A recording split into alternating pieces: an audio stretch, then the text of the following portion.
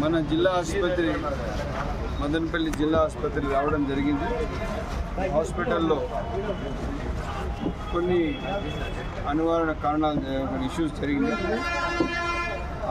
ఏదైతే స్టాఫ్ ఉన్నారో clerical staff వాళ్ళ వల్ల చాలా సమస్యలు ఉన్నాయి. వాళ్ళకు 11 మంది తన అవసరాల కన్నా ఎక్కువ పనిచేస్తున్నారు. కొంతమంది వచ్చిన పేషెంట్స్ దగ్గర డబ్బు తీసుకోవడం జరిగింది. ఆ నలుగురు ఎవరైతే డబ్బులు పేషెంట్స్ తీసుకున్నారో వాళ్ళు నలుగురు కూడా ఉద్యోగాల నుంచి తీసేయడం జరుగుతుంది. ఇదే కాకుండా క్లరికల్ స్టాఫ్ మన ఏదో గొడవ జరిగింది, పట్టుకున్నారు, పేపర్లో ప్రెస్ అంతా వచ్చింది. దానిపైన ఎంక్వైరీ కండక్ట్ చేశారు. ఎంక్వైరీ ప్రకారం వాళ్ళపైన చర్యలు తీసుకుంటాం. ఎవరైనా కానీ గవర్నమెంట్ హాస్పిటల్లో పేషెంటే సర్వస్వం.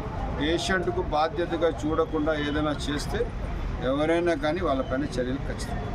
ఏం ములాజం ఖచ్చితంగా బాధ్యతగా ఉండాలి. ఇంత పెద్ద వ్యవస్థ నడుపుతుండేది పేషెంట్ కోసం. ఇంత పెద్ద వ్యవస్థ హాస్పిటల్లో కావాల్సినంత స్టాఫ్, డాక్టర్స్, నర్సెస్, మళ్ళీ వచ్చి శానిటేషన్ స్టాఫ్, మళ్ళీ వచ్చింది సెక్యూరిటీ, అంతా ఎవరి కోసం?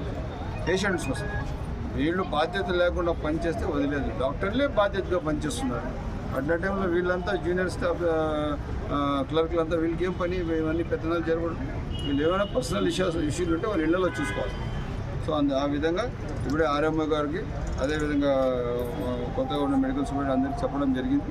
దానిపైన ఎంక్వైరీ కూడా చేస్తున్నాం. త్వరలో ఈరోజు రేపు యాక్షన్ కూడా తీసుకుంటాం.